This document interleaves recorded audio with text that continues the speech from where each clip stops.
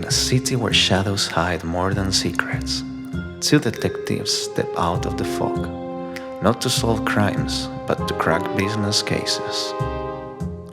We dig into the numbers, dissect the strategy, and shine a light on what needs fixing. Welcome to Business Noir, where every episode is a new case, and every case has a story.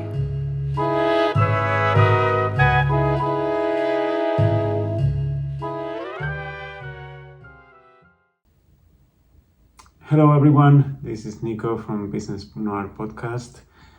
This is a it's a very short message before the beginning of the episode because I want to thank everyone for supporting the first season, because this is going to be the last episode of the first season.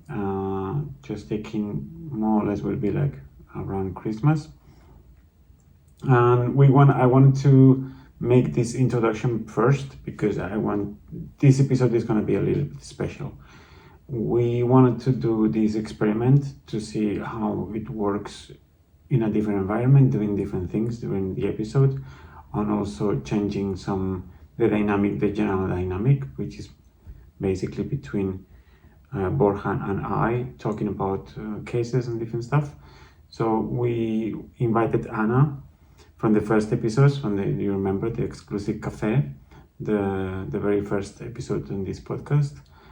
And we wanted to cook something, and we wanted to introduce this idea of, like, instead of an interview, instead of talking about the business, talk about life with a guest. So you will see that the audio is not the best, the shots, the camera work is not always really good, but we wanted to try how it works, if you like it or if it's very annoying. Is, I will say, the most improvised episode, and technically is not correct, is not the best, but it's there, and I think it's interesting also to see in us in a different dynamic. So this is going to be the end of the first season. I hope we will see again each other on the second season, probably in 2025. And I can't wait to keep doing what we do and hear about your reviews and your feedback and your business ideas and everything. So, and nothing else. Enjoy the episode and see you next year. What are we doing here? This is Business Noir. What the fuck? This is special edition Business Noir, totally different thing of what we do normally. We're making tortilla de patatas. As if you don't know, it's Spanish. It's kind of one of the most, with the paella, I think it's the most international and just recognizable dishes. Excellent. And why we're doing this? I'm not sure why. Because you convinced me. Because I convinced him. Yeah, exactly. Because we like to do some really not weird, just more like different things. Different things. Yeah, iterate a little bit of what we do normally. Anyways, we will have a guest today later, and we will speak about. We will be speaking as well what we speak normally, but in a different setting. Yeah. While we cook and everything, and then you can see the typical thing from our country. It's pity you will not be able to taste it, but you will see it. At least you can have the recipe. Yeah. No, I mean the reason why I convinced you to do that because I think it's really nice to see. For example, we are helping people, right, on the podcast, and I think at least in my house, when someone was coming to our house to eat, or it's also a kind of nice hospitality to show to your friends or to people who's sharing with you this time. And I think it would be really, really, really cool and to show a little bit of hospitality. Yep. So who is coming now is Anna from the first episode. And we will see how, I mean, she made a video. Thanks, Anna, for doing the video of reviewing the case. And I think will be super useful to just to have her, just to talk about her ideas, but not only about this. We can talk, as you said, about countries and different ways of seeing things. Yeah. And so let's see how it goes. Well, yeah. So let's wait for Anna. Just waiting for Anna. She should be here anytime soon. Okay, there she is. Okay, you open? I'm going. Perfect. Hello. How are you? How are you doing? Very good. Welcome. Thank you. Welcome. Hello. Hi, Nico. How are you? I'm fine. Nice to see you. Sit down. Thank you. Airplanes. You hungry? Yeah, I'm starving. Yeah. Okay. So we have the classic tortilla de patatas. It's with potato, Amazing. onion, eggs. Okay? That works? Smells like Spain. And then for snack we have like some. We're gonna do. Because you're vegetarian, huh? Yeah, vegetarian. Okay. But you eat eggs also, and you fish now? Sometimes. Yeah, Times okay. to times. We have, So not really strict. Yeah. Okay. so we have. No rules for me, but no meat. We have hummus Oh. as a snack, This is okay. and I forgot the cheese. Oh, Yeah, I'm gonna add both some this cheese. is the love of my life. I want to marry to this piece of cheese. Grana Padano. It's amazing. It's This amazing. is why I can't become vegan fully, because I'm in love with cheese. It's the love of my I'm a life. cheesy person, yeah. Yeah, totally. Love of my life. And then just cheese and red wine is like explosion. Yes. Oh my god, it's so good. So. How's your business idea going? Did you start moving toward that? Yeah, I started to write a business plan. Like I was using your ideas, and of course GPT helps a lot. Of course. Yeah, I bought a subscription finally, and Good. Nice. The best it is decision. amazing. Yeah, when you need to automate all the processes, it helps you a lot. So yeah, now I'm just like wondering about my idea, how I see it, like about some design. Which coffee do I want to sell? Like my menu, tools, barista tools, like everything. So I'm just reading about it and making a mood board, like with it. Do you see it more like you have a better view what you want? Yeah, with mood board, it helps a lot when you can see what do you want exactly to do. So your idea become more that you can feel it like in hands. So it's not only in your head, so you can see it. Yeah. So of course it helps. Yeah. And then see, that's really good actually. I don't know. Just we are really loving ChatGPT very much. It's just an amazing tool. Yeah. No, sometimes it's stupid, but like working with some documents, like helping you to write something, yeah, it always helps. By the way, talking about the differences between in Poland and Spain and Ukraine and everything, how do you see businesses are going there? The business industry and everything, how is it going there? Yeah, it's a good question, because now a lot of businesses moved here from Ukraine to Poland, and a lot of services, Ukrainian services, are growing up here now. And as I know, like my Ukrainian friends who lived here like for 10 years, they told like Poland has never been so digitalized and so comfortable to live, because a lot of Ukrainians brought here some new ideas, their businesses, especially beauty sphere, like beauty, makeup, like hairdressers, like a lot of good masters here now. A lot. It's really common in Ukraine, no? So yeah, we have a lot. Yeah, nails, really but good artists yeah, we love it. We have a very nice artists. And they moved here now. A lot of restaurants with our cuisine. It's even better, in my humble opinion. It's better. Like our borscht is better than like Polish dishes. Yeah, like Jurek or something like that. I think it's the common rivalry that you have between Ukraine and Poland. It's like in Spain. I think it's the same. No, with Italy. Like with Italy or with France? With France, yeah. Like supposedly torrijas are the same as French toast. But no, that's not true. And torrija, it's one level up. I think it's more from Madrid, no? It's more like Torrija? Yeah. I don't know, but I think that it's popular. It's everywhere, but it's kind of like. So good. I didn't consider, but this is very fun because this is basically what happens in business all the time, right? Like, you come prepared for everything, and then there is small detail you don't have into consideration that like the pan it's for induction. Nobody thought about that. Yeah. And then what you can do, so improvise, and if we cannot have the tortilla that we wanted, we will have another thing that will taste the same. It will not have the shape, but it will be satisfactory enough. But it's also really, really important to have the right people around you, because some things like that in a business, it can be like a fracture, like a fight. Yeah. It's your fault. It's your fault. But if everyone wants to contribute to do, okay, it's not working. Okay, let's do something. Yeah. If everyone is on the same boat and the same direction.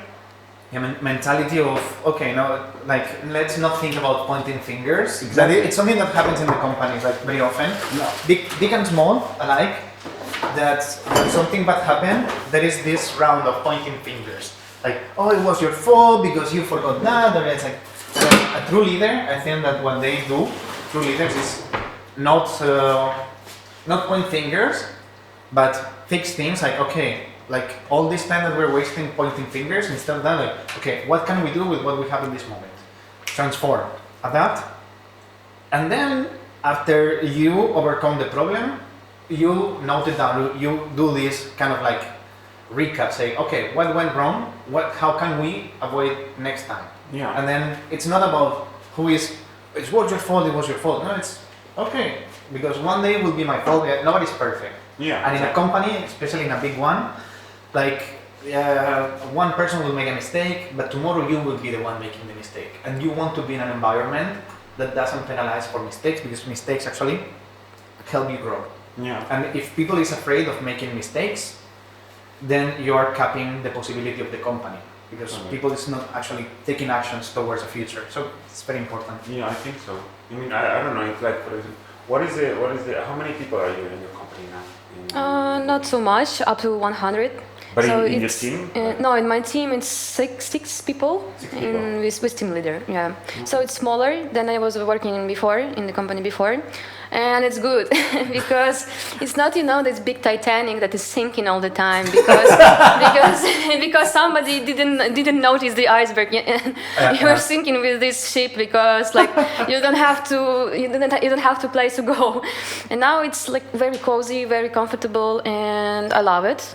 It was I just finished my third day at work. Third day. Okay. Yeah, so I'm educating myself, but it's better. So it's very important that you have that I have the very supportive team leader. Yeah. So everything depends from team leader. No. The management thing is very important. Absolutely. I always said, like, when I was working in my previous company, I was managing operation managers that were managing team leaders. And I was saying the same, that team leader is probably like one of the most important positions and one of the most difficult positions. And I always said to my people, and I don't have a problem to say, when I was a service delivery manager in my previous company, I always said to the team leaders, I work less than you. Yeah. And that's it. But you cannot get to where I am without being where you are, because I was a good manager because I went through a lot of experiences through being a team leader. And I think that if you just suddenly pop up as a big manager without having to be like the frontline manager, you're gonna make a lot of big mistakes. So it's a very important role. It's a very stressful job, team leader. They need a lot of support from high management, because they are the ones that are gonna look to you in the eyes and say, this is working, this is not working, your performance is good, your performance is bad. we are not gonna, I cannot approve your vacation. It's difficult. You're in the mud. But I think that, like, there is this problem when people get to higher positions. Yeah. They stop valuing the power of the team leader. And I said, like, guys, like, team leader is probably the key position in the company. Exactly. That you need to be with them, and because they're the people that it's in touch with the big part of the workforce. Yeah. And you just said, like, it's so important to have this a good team leader, because a good team leader will make the difference between you being happy at work or not. There's no doubt about it. Yeah, that's true. Like, talking about businesses, it's very easy to open your business. I opened my entrepreneur account now, and registered it with Stake. It's very easy. You're doing it in 2 clicks in Poland now. So a lot of businesses moved here. But the market now is overwhelmed with good specialists. So to find a job, I spent almost 3 months like sending CV every day. So I spent a lot of time on interviews, and I got 1 offer in 3 months. It's not very good ratio actually. Yeah, this is the other subject, the other topic we wanted to talk about, because we were comparing with Spain, and Spain is, I mean, here is not as good as before, but in Spain it's even worse. I think I don't have the numbers, obviously. I don't have the numbers. I'm just talking by what I heard. So it's just like, but it's very different. Spain is a lot worse. Like, Poland right now is not doing bad, but in comparison, it's doing worse than before. But I always say the same. It's not that Poland is doing bad. Poland is getting to a normal place, because in the end, I guess that it's normal to spend like 3 or 4 months looking for a job, especially for a specialized job. The problem is that 5 years ago, Poland was a paradise, and you could find a job literally in 24 hours. Yeah, but better paid than before. But also there's a lot of companies that are closing and they're moving. There's a lot of movement. I'm now in the same position as you before, 3 months ago.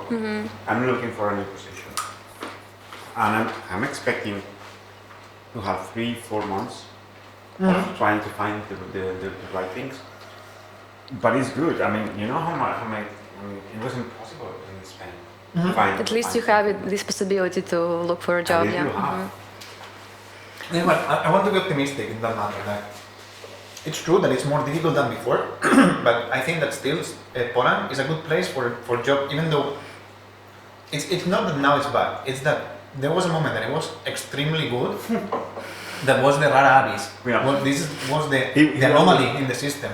He always was saying that since the moment I met him, he was saying like it was abnormal to have these kind of opportunities. Now is the normal stability. Yeah, because something I've been saying, like, for the last, when we were in the middle of all that, I remember I was speaking with my previous partner, and I remember this conversation. We were walking, and I was saying to her, like, this is gonna change. We need to brace ourselves, because in 3 years it's impossible that the economical system of Poland keep growing in this ratio. There is not enough people to get so many jobs, and now everything is changing. But still, let's be honest. Here, to get a job like let's say a specialized job with a good salary, it can take like 3-5 months. In Spain, you directly don't try, because it's impossible. No way. There is no. And you see the offers, for example, in some these portals like Placebo or something like that, InfoJobs, and you see every time you have an offer, it's like 300, 400 applicants. Yeah, like in 3 minutes, 1,000. like 100 up. It's like, And here, if you have something special, like let's say, for example, in production or something like this, you have 50, 60, 100, something like that. But in Spain, especially in films or something like that, it's impossible. You don't even apply, because it's like at the moment that you miss a little bit of hours once published, it's gonna be gone, because the HR department is gonna say, okay, the first 100. yeah, and Yeah, so yeah, like, yeah. That's it. And you always receive automatic replies like, sorry, but we are not moving with you. Like, what I call I like you as a friend email. Like you're amazing, your skills are great, but we're gonna go with somebody else. So it's like the. If I'm like so you as a amazing, friend, like The sandwich. what the heck? Yeah. It's a sandwich. But you know that the LinkedIn integrated a new artificial intelligence. I don't know if this is good or bad, but they integrated a new artificial intelligence that help recruiters sort people. So Okay. I'm the recruiter, I go to LinkedIn, I put what I need, and then the AI will classify the applicants and do some stuff. I think it's good, no? It can be good or bad, depends, because if you learn how the system do that, then you don't need to be good at your job, you just need to be good at... But it happens all the time, I don't know, even without AI, come on. That's the thing, like, right now I hate the recruitment processes because I think that most of them are like so standardized. I hate that it, yeah. They don't check if you're good at your job, they check if you're good at getting a job. If And I'm you're not good good at with getting a job. speaking, yeah, like if you're good, like I just learned like regular questions and I was answering like I was answering what they expected me to answer. Yeah. So that's how I got my job. Yeah, but that's also part of having a job, no? Yeah. You need to No, but pretend. you know that the thing is like I'm very transparent, and when they ask me questions that I don't like the questions, you can see it. And I'm telling like one of the before I got my current job, I was like in an interview for another company. I don't remember the company. Anyways, I won't say. Actually, I don't remember the company, but the interview was kind of good, and then the last question the recruiter was, so what do you think are your weaknesses? Yeah, I think that you could see in my face like, are you fucking serious? Like asking me this stupid question? You get nothing out of this because this is a prepared question. Oh, so I don't know what I said. Like I just have like one Answer. standardized question. My weakness is not to reply to this stupid question. Yeah, I should have said that, no? But I don't know what I said. Like, yeah, well, like I don't have a very good memory, so I need to rely on tools. But it's okay because that made me very organized. Whatever. And then still, like when you could not think that this is enough, then the guy went, so this is what you think is your weakness. But if I ask your bosses, what do you think they will say is your weakness? And you know what I said? You have my reviews of my bosses in my LinkedIn page, you can check them. They didn't call me, obviously, but fuck it, I cannot help myself because I don't like wasting my time, and if I know that I'm gonna work in this kind of company, that I think that they're gonna be wasting my time, that they're inefficient. The company I am right now, interview was so good that I knew I want to be in this company because it was like a real checking who I am, checking what I did, and checking what can I add to the project, specific project interview, and that's. But also part of the luck of trying. I mean, because let's be honest, it's difficult to find. It is very difficult. It's very difficult. It happens to me. I mean, maybe once, twice. But your place will always find you, like in the last minute. It's how it works. It's universe magic. Your place where you belong will find you. That's true. Maybe keep trying. Yeah, you just need to perform some steps, baby steps, step by step, and at the end you will get it. So that can be a good advice for somebody that is listening to this podcast, because probably people that is listening, some of them they will be in this situation that they're looking for a job, and it's like keep trying, keep improving your CV, keep investing in education, and keep doing projects and different stuff. Portfolio. It's very important when you extremely important when you have to find a job. Yeah, you just have experience, even if you don't really expect anything from it. No, just like I don't know. For example, the podcast. We're doing the podcast not because we are gonna have thousands, or because we want to have like our own show on television, something like that. But maybe if somebody is listening, Thank we're up to this, huh? Yeah, like I'm gonna shut up. I'm just burning opportunities here. But you enjoy it. You like it. Yeah, it's really good. I mean, it's kind of like it's part of the process. I mean, we were talking before when we were cooking, like how since since the episode number 1, yours, we evolved really quick on have a better quality of video, better sound, the content that we're having, the conversations that we're having, even everything is getting like super fast. Yeah. Yeah, and in the end, these are skills that we are getting that they will be useful sooner or later. And this is like something that I would say to everybody: like, do projects, because doing a project will give you skills, and maybe you don't know yet, but these skills will be very useful in the future for you. This is what Steve Jobs was saying, that in the end you connect the dots only at the end of the road. So you look back and say, oh, thanks to that, I'm where I am. But you cannot connect the dots in advance. Yeah. So it's, as you don't know how the future is gonna be, just do things. Yeah. That's it. Like do projects, do things that add value to your life, and this will connect you with people that is nice. This will connect you with skills that you don't know you needed or that you like. Will be good. How's it going? I think I'm gonna try to do this. The flip. The flip. What is the stuff? Oh. Yeah, I'm gonna check. Oh my god. Okay, now is a moment of truth. Okay. Ready? One. Hello. Oh yeah! Bravo. You see, even in the difficult moments. We're having very similar life path on the moments in this year, because you told me you didn't have a really good moment at the beginning of the year, Yeah. and you also had a really difficult time. Very difficult time. And now I'm going through it after my difficult time. Yeah, me too. I think I just figured out my depression, and like everything seems so good. I was like, yes, finally it finished. Yeah, it's true.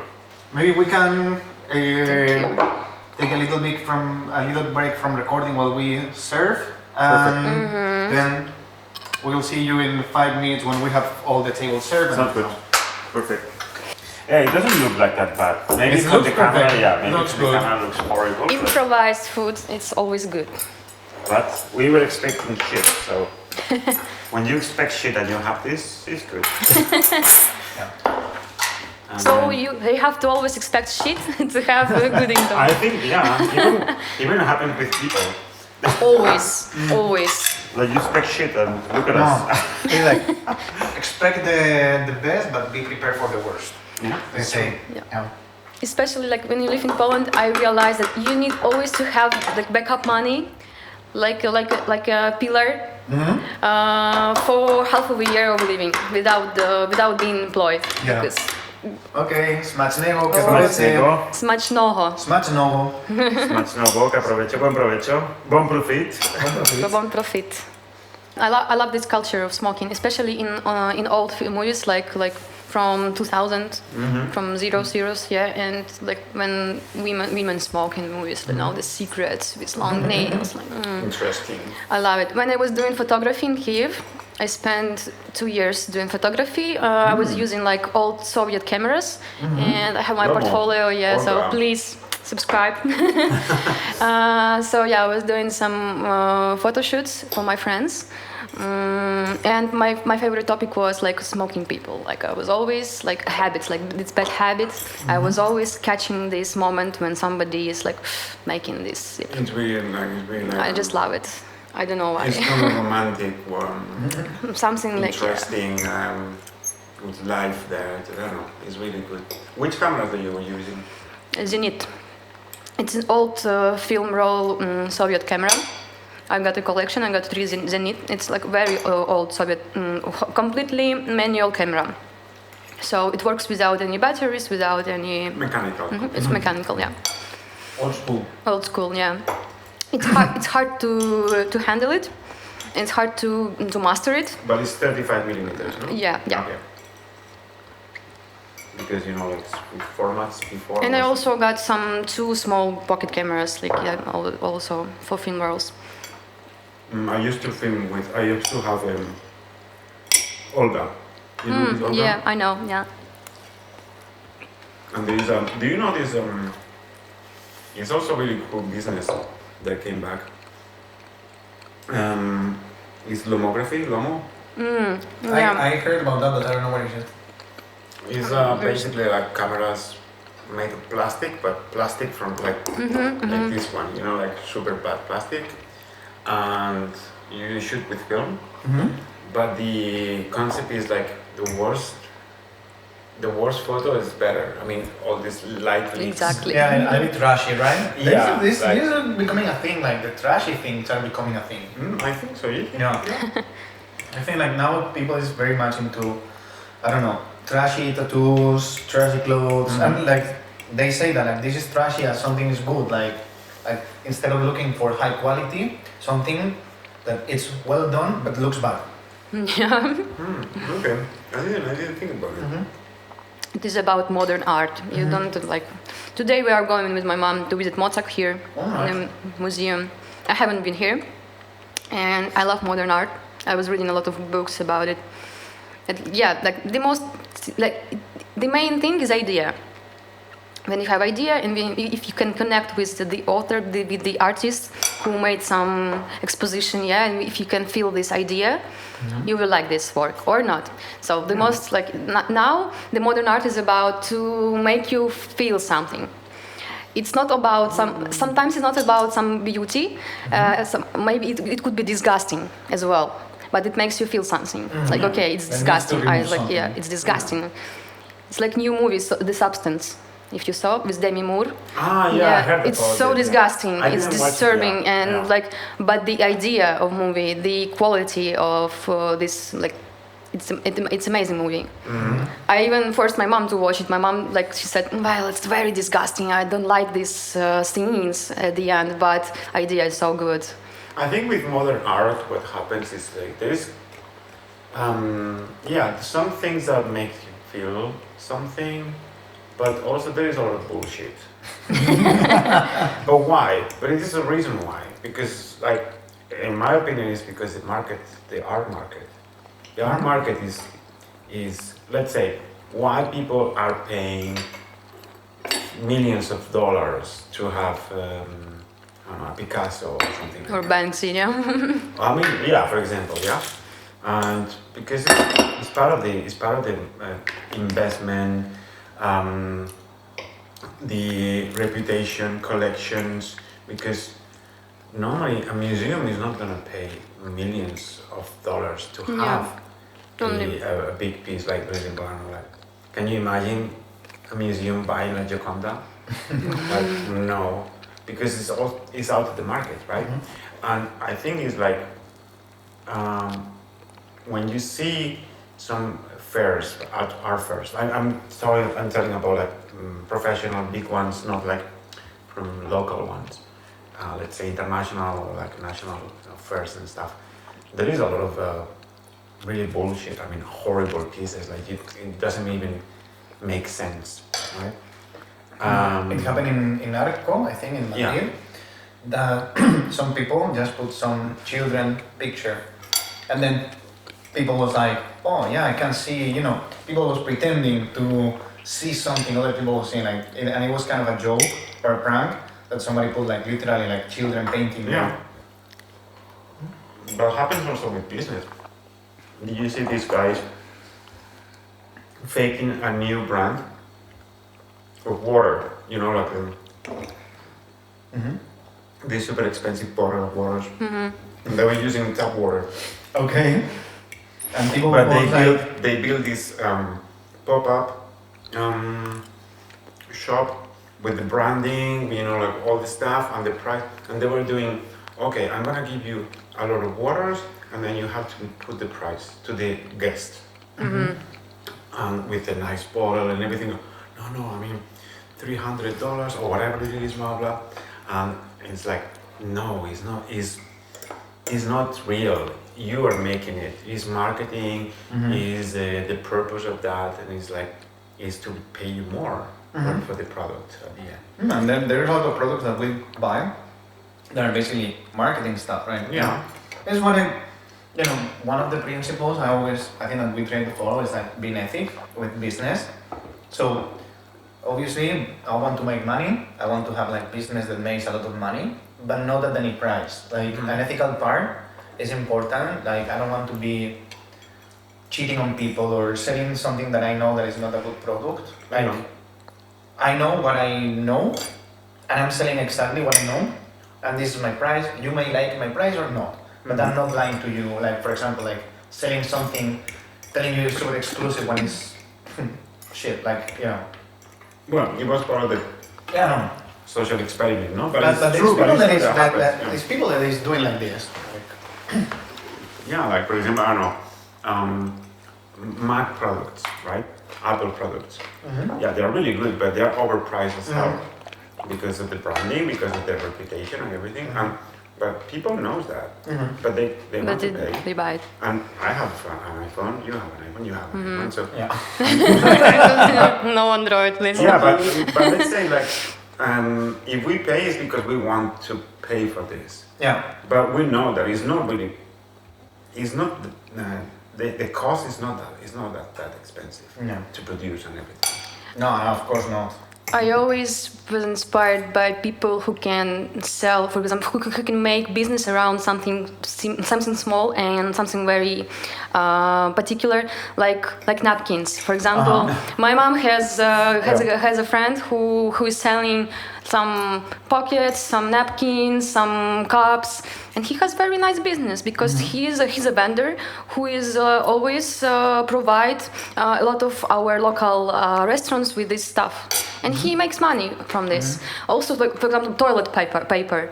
You can be a king of toilet paper. You can be a multimillionaire selling the toilet paper because everyone needs it. Everyone will buy it. Especially during pandemic. During pandemic, antiseptics and masks. Yeah, during pandemic, it was a hell. Yeah, I have a friend from my childhood. He started doing selling cables online. Yeah. Years ago, like 20 years ago, something like that.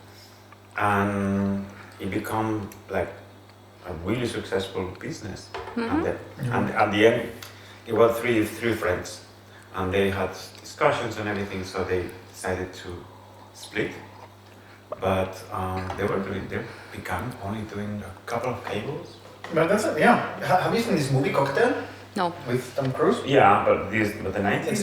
It's a 90s movie. But what is it about? I don't remember. No, this Tom Cruise is this guy that wants to be rich, and he has this very good mindset. And he's in one of the scenes. He's saying like something like that that you see around, and you see a lot of small things that actually make people rich. Like for example, this the system to close this. This is a patent system. Yeah. And somebody's selling that around the world, and somebody's making a lot of money out of closing this.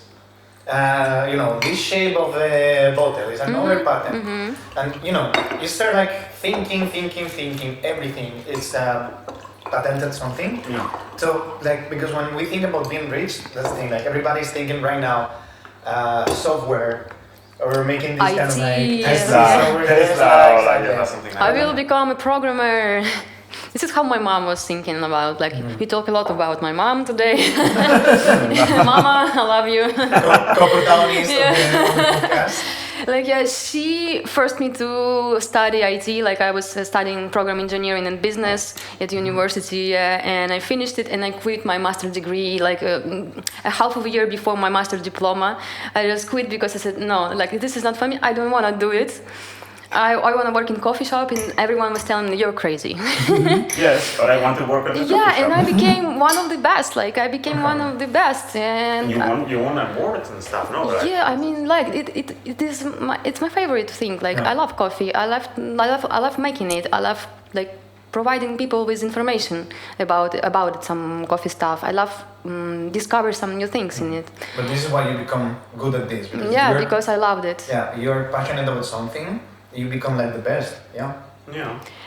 I was not passionate about coffee, especially coffee. I realized that I love taste. I love taste of everything because coffee helps you to master the sensorics. You can describe any taste like a professional coffee quality judge because they have some rules. For example, National Barista Championship. They have 4 sensory judges who grade your drinks when you are serving the drinks for this judge for drinks for 4 judges, and they're grading this taste by using special system. So you can use this system to anywhere. Grading wine, food, everything. That's true. So it helped me to feel the taste. Yeah. And now maybe that's why I started cooking very well, because I feel it. I can describe it. At different flavors. So it helps you. It's quite Interesting. connected. It's quite connected about Yeah. these unknown things that lead you to do something. Because sometimes we start doing things because we don't know exactly where we go. Because we have a lot of doors in front of you, right? Yeah. You know that you want to, let's say, reach, or you want to build a company, or you want to have a partner, for example, I don't know, like something like this. You have an idea, but then you have a lot of doors in front of you. Which one is going to lead me there? We don't know, but we start opening and see. Yeah. And it's better to do than to. This is the problem. Like when you have many doors, like people are like thinking, "Oh, I need to choose the perfect door," and there is no perfect door. The perfect door is the one that you open. Yeah. Because like thinking, like for a lot of time, what should I open?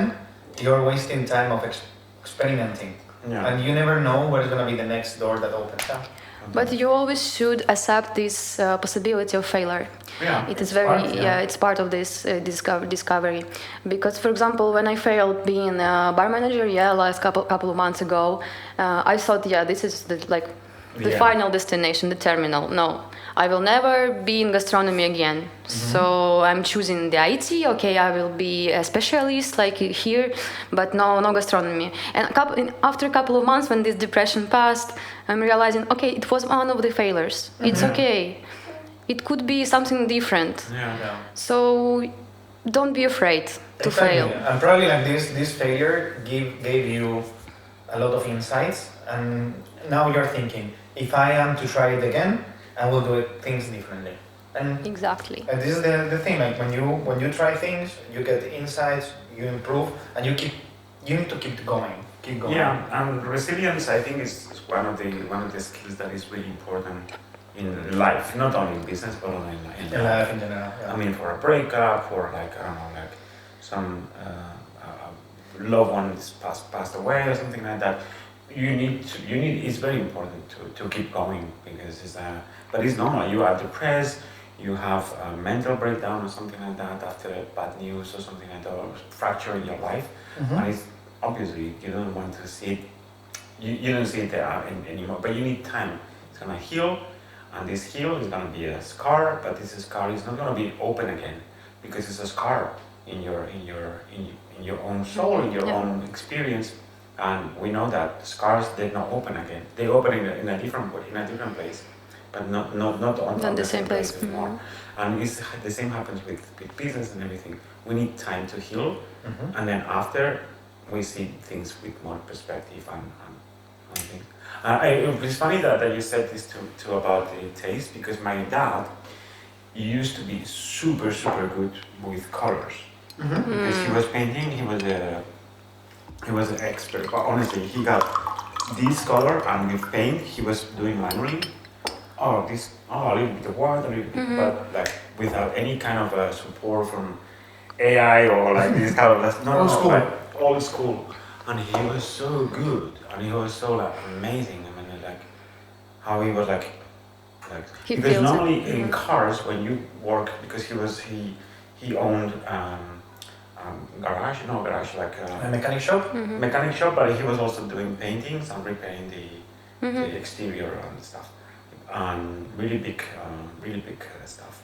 And normally you have on the door or somewhere in the car, you have a number of the paint that the manufacturer used, and you have like a system, like a universal system of paintings. So you have a color, so that means this color is with a machine, then you do this blah blah blah, and then you mix everything to have this color, right? But the problem is like sun, years of driving in the colors degrades somehow, because you have the reference there, but it's not the same color as the first day when they produce course, that. There's a degradation, there's a change in color, and that's the trick about he was doing. He was okay. I have the reference, but I need to do exactly the variation. Reproducing, this to degradation. match the real color. And it's different the door, and it's different maybe the other one because the car was going from this, science fiction for me. Yeah, really. But he was Without AI. I really always admire him because he was capable to do these kind of things because he, like you said, I started cooking, I started doing things because I love taste, because I know what it is to have this. So Yeah, ChatGPT won't help you with feeling the taste. It's something you need to do by your own. Not yet. Not yet, but maybe. Yeah. Let's talk about AI because it will be like very interesting. What time is it? Yeah, we'll have time. We have some time. Yeah. Okay. Yeah, you wanted to tell me something about before. I can't remember. It was like. We were talking about this. I don't know because I just discovered like some weeks ago this new AI, like this notebook LM. It's from Google, and one of the great things that they do is like, for example, you put some book in it or some document, and it can create a podcast of two people speaking about this, and it's like you would not say that it's not real, and it creates it in like span of like 1 or 2 minutes. It's crazy. So we were speaking about like how this is gonna revolutionize the world in general, because I'm the one that thinks that there are many professions that are gonna change a lot with the AI. Starting with like my vision with AI is like, for example, even like translators, psychologists, programmers, Even support specialists. this kind of profession, I think that there's gonna be like a small bunch of people that are gonna be like high specialists, but the mediocre range is gonna disappear. And I'm speaking even like I think that the more controversial point, it's even like, for example, psychologists. And I'm convinced, I'm sorry, but I'm convinced that that's because like people say like, no, but the human part of it, a mediocre psychologist, it's worse than an artificial intelligence right now. Sorry, this is a good psychologist is good, but the problem is like when you go, there are not that so many good psychologists. There is a big percentage of mediocre psychologists. Yeah, but but also you take it. I will agree with you. It will be like in an ideal world, right? But we are far from ideal world. So, in my opinion, I think it's like, who is gonna say what if your case is mediocre or is you need something else? Because, for example, there is a lot of problems sometimes with some diseases and some not diseases like syndromes or something like that to diagnose. We talk about this the other day, about like diagnosing people is very difficult. With some, obviously, if your dad or your mom died or whatever, or you have a breakup, okay, that is gonna be this. It's quite obvious the reason why you have this problem, right? But it's not like some cases are really difficult to diagnose, to know what is 100% for sure is. So who is gonna do this triage? A machine? I think that a machine with human help, because what is a diagnosis? So psychologists, we're gonna need psychologists. No, but I'm not saying that it's gonna disappear. I'm saying that because for example, like from a user perspective, instead of going to a psychologist, I need psychological help, I go to artificial intelligence. And only in the moment that I feel that AI cannot help, I will go to a real psychologist. But then I will not go to whoever psychologist, because probably like a random psychologist is gonna do the same job or worse than AI. And AI has one thing that psychologists cannot have, that is the non-judgment. Because people, when they go to psychologists, one of the problems is like they are afraid about being judged, even though the psychologist is supposed to be a professional, blah blah blah. No, anyway, judge, But we all know that everybody is biased and every human being has own core beliefs But an AI doesn't have core beliefs, doesn't. Yeah, but it's a very specific case. That's what I don't completely agree with your point of view, because it's a very specific case. That in this case that you told, yeah, like completely true. You can, but there is millions and millions of different cases and different people.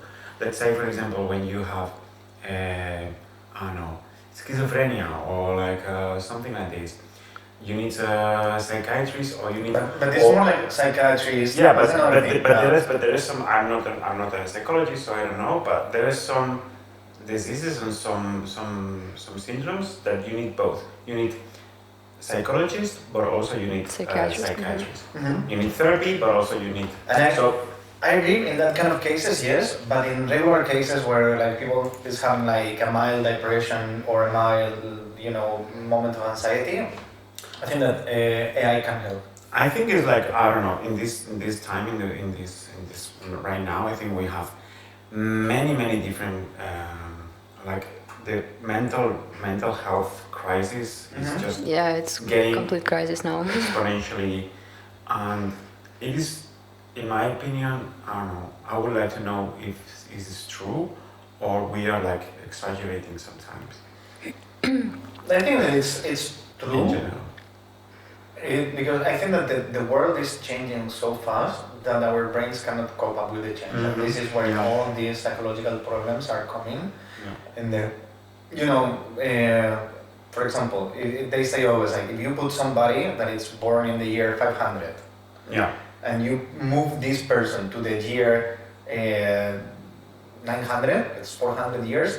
And he will be like, oh, some things are changed, but basically everything is kind of the same. Yeah, like, exactly. Maybe the cars are a little bit more modern, but still, everybody's using horses, blah, blah, blah. But you put somebody from 1820 to here, and you're like, what the fuck is going on? Like, woman can vote? Yeah, what? Can work. They will not understand the technology. Like, that Women have rights. Wow. So, but imagine like this is exponential. So if you take somebody from 2024 and you move it to 224, the change is going to be crazy. And I think that as a society, we don't have any like guide that it's guiding us through all these fast changes. And most of us are lost because we are not prepared. Like, for example, mostly the jobs that we are doing are jobs that didn't exist 15 years ago. Yeah. But it's also good. I think it's good. But no, I don't say it's bad. It's good. Yeah. But but I think it's also, if you take, let's say, if you put all these decisions and responsibility to AI, which is not exactly AI, is a language model.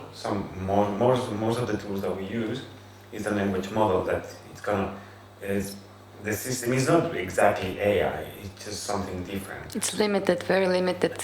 And it's limited is something that is like not 100%, let's say, real. It's something that is probabilistically going there. And with different, obviously generalizing a lot. So I think we need also rules, we need guides to establish this. We also need ethics inside AI, because it's not all the evolutions are good. Let's say, I don't know, let's say internet, right?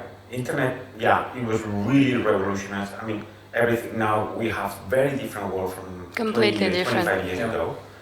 But it's also really horrible things happening on the internet, right?